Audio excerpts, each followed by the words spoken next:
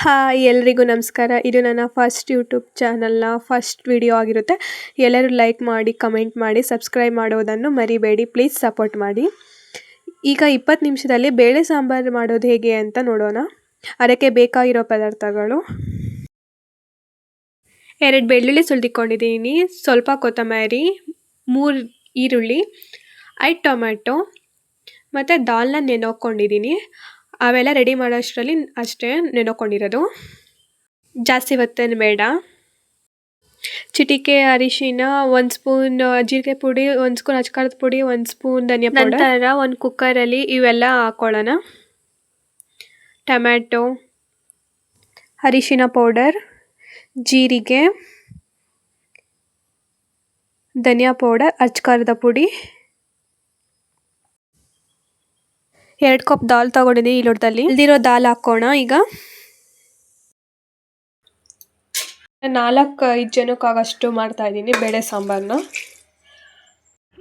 ಇದಕ್ಕೆ 4 ಕಪ್ ಆಗಷ್ಟು ನೀರು ಹಾಕ್ತಾ ಇದ್ದೀನಿ. ಅಷ್ಟು ಉಪ್ಪು, ಮುಚ್ಚಳ ಹಾಕಿ ಮುಚ್ಚಿ 4 ವಿಜಿಲ್ ಕೂಗಿಸ್ಕೊಳ್ಳೋಣ. 4 ವಿಜಿಲ್ ಕೂಗಿಸ್ಕೊಂತ ನಂತರ ವಿಜಲ್ನ ಬಿಡೋಣ. ವಿಜಿಲ್ ಎಲ್ಲ ಹೇಗಾಗಿದೆ ಅಂತ ನೋಡೋಣ. ಮುಚ್ಚಳ ತೆಗಿಯೋಣ.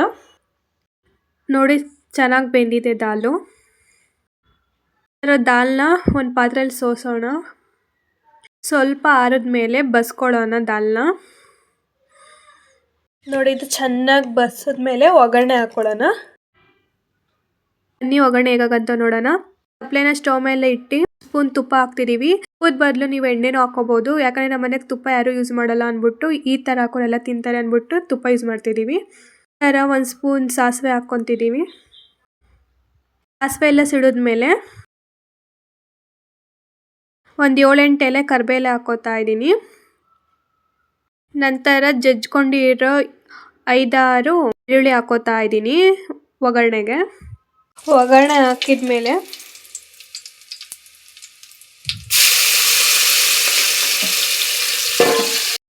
ಇಟ್ಕೊಂಡಿರ್ತೀವಲ್ಲ ಆ ದಾಲ್ನ ಹಾಕೋಣ. ನಂತರ ಬಸ್ತಿ ಇಟ್ಕೊಂಡಿರ್ತೀವಲ್ಲ ಆ ನೀರನ್ನ ಹಾಕೊಬೇಕು.